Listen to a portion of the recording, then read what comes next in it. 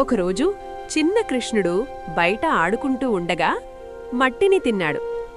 అది చూసిన వెంటనే బలరాముడు యశోదమ్మ దగ్గరికి వెళ్ళి చెప్పాడు, అమ్మా, కృష్ణుడు మట్టిని తిన్నాడు. అది విన్న యశోదమ్మ కోపంతో కృష్ణుడిని పిలిచింది. కృష్ణా, నువ్వు మట్టి తిన్నావా? నోటిని వెంటనే తెరువు అంది. కృష్ణుడు మెల్లగా తన చిన్న నోటిని తెరిచాడు. అప్పుడు యశోదమ్మ చూసింది ఏమిటంటే, అందులో భూమి, ఆకాశం, నక్షత్రాలు, నదులు, పర్వతాలు, మొత్తం విశ్వమే కనిపించింది. యశోదమ్మ ఆశ్చర్యంతో నిలిచిపోయింది. ఇతను సాధారణ పిల్లవాడు కాదు, పరమాత్మ అని క్షణం గ్రహించింది.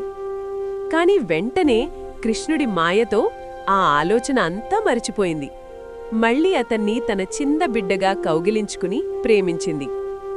ఇదే కృష్ణుడి దివ్యమైన బాలలీలలలో ఒకటి.